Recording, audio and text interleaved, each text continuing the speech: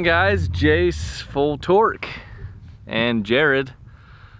Hey. We're out here in this beautiful area with this beautiful car.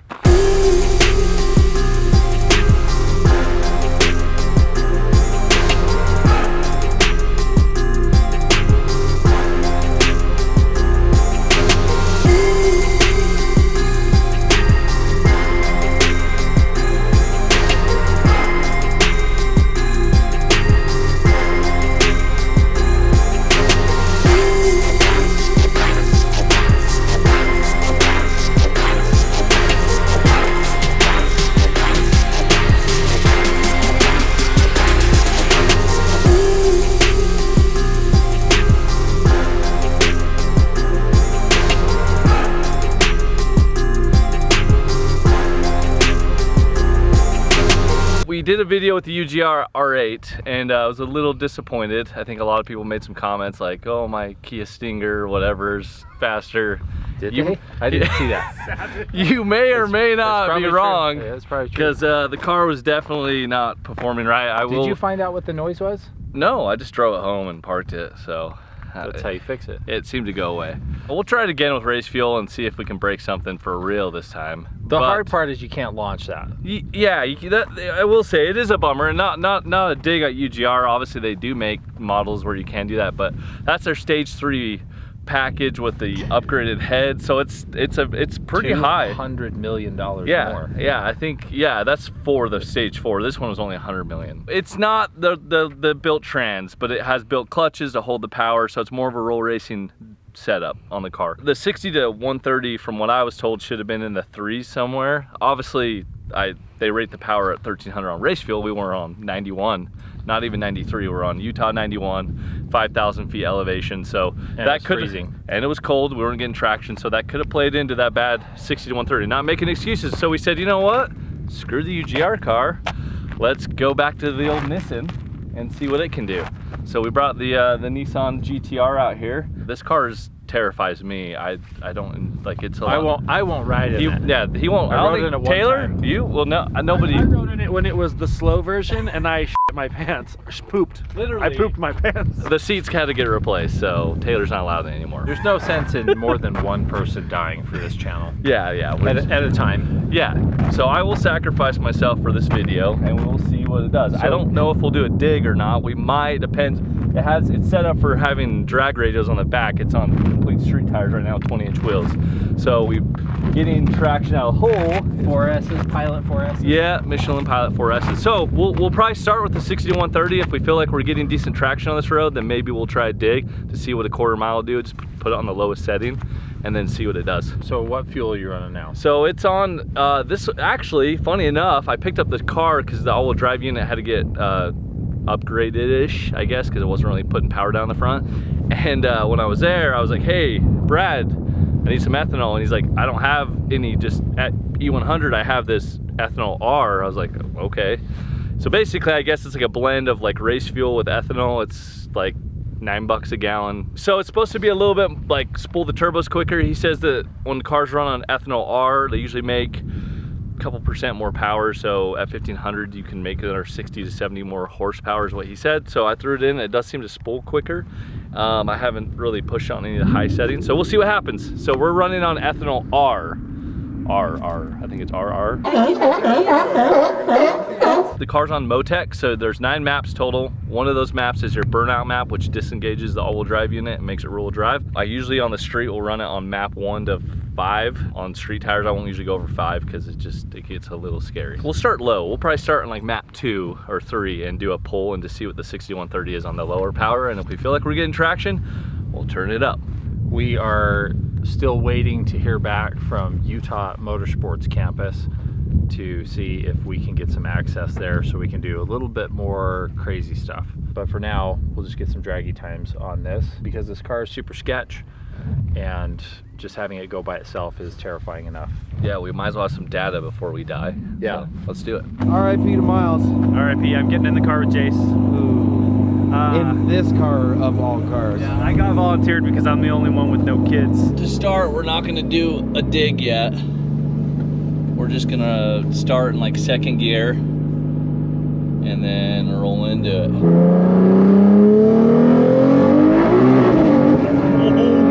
my gosh. Oh my gosh. Should heat the tires up a little bit. That was sketchy.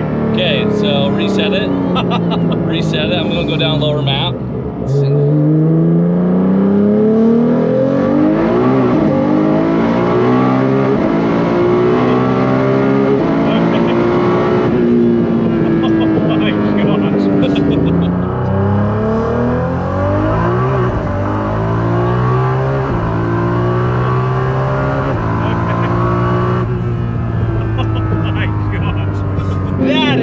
I'm scared. We had to use both lanes.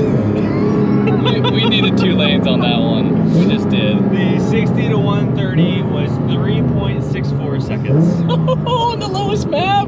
Dang. That's more like it. That's more like it. That was so sketchy.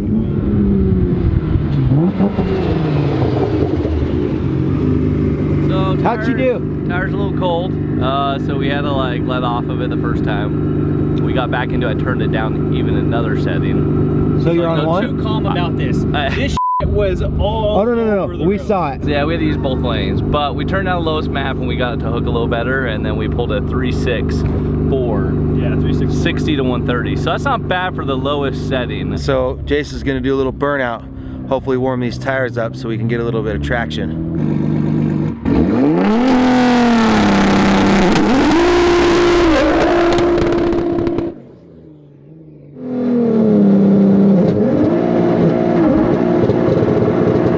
Oh my gosh. This thing is so gnarly. Here we go.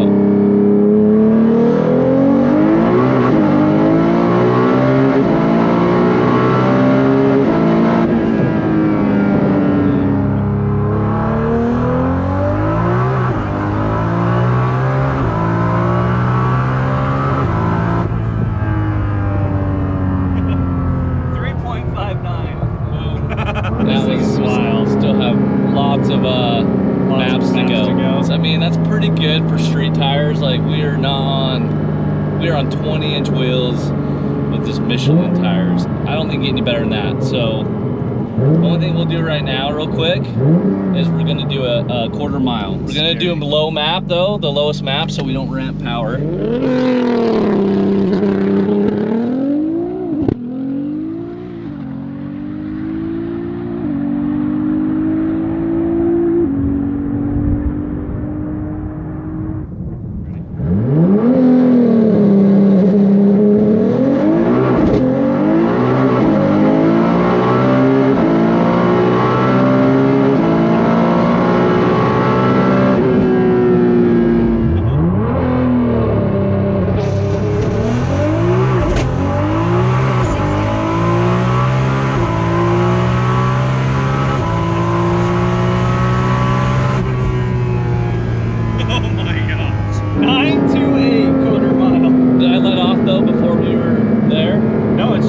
Okay, I let off early, so I want to make sure. 928 quarter mile, 1.74 60 foot.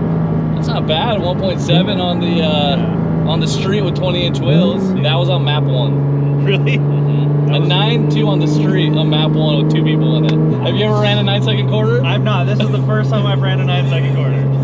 This is the first time I've run a quarter at all in anything besides my truck, which is like a 17. And anyone that knows drag racing knows a 9-second quarter is a feat.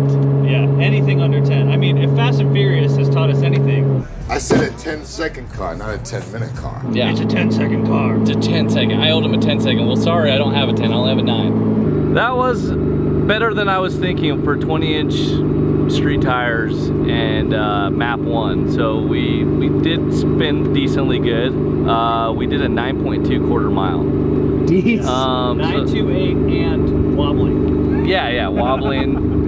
Still braking, some traction up top. I think what 2.7060 is what we got. Yeah, so 2.730 to 60. yeah, not amazing, but that's still pretty good. We did a 1.7 60 foot. That's pretty good. So on the track, these cars are capable of like 1.2s, 1.3s. Some people have done 1.1s. So like to do a 1.7 60 foot with 20-inch Michelin 4S's, I mean, on 40-degree weather roads. Not bad. It's a little scary, but it is cool to see it hook and book like that. So, and I never thought I'd run a sub 10-second quarter mile, but I especially never thought I'd do it with no helmet while there's a helmet sitting in the back. No. Just in case things get bad, I leave it back there so I can hurry and throw it on. Yeah. You know, because that's how it works. Smart. Oh boy. Well, cool. I'm ready to not be in this car anymore. Yeah, I think we got some good data, and I'm happy with the results. This car, again, full weight interior on this car, airbag, like everything's there, nothing's missed. Everything we've added weight to this car, AC, everything's there. I'm really impressed. Like for a street car, this setup is the funnest, craziest car you can get. Well, guys, as you saw, that was I'm happy with the results. I don't know about you guys, but for a street car, that was terrifying, but still very impressive. 0 to 60, 2.74 seconds. 60 foot, 1.74 seconds. On the track, I've seen them do cut as low as a 1.2. So to do a 1.7 60 foot on 20-inch wheels on the street at 40 degrees, I'll take it. That's not bad. We finished the quarter at 9.2 seconds at 165. What did the Turbo S do in the quarter, the 992?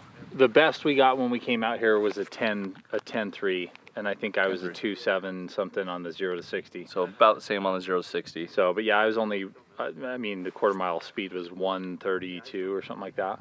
Yeah, so she picked up a little more on the top end. Yeah. On the GTR. Well, honestly. you know, 600 and everyone keeps saying it's 650 horsepower, right. But from the factory, I believe it says 640.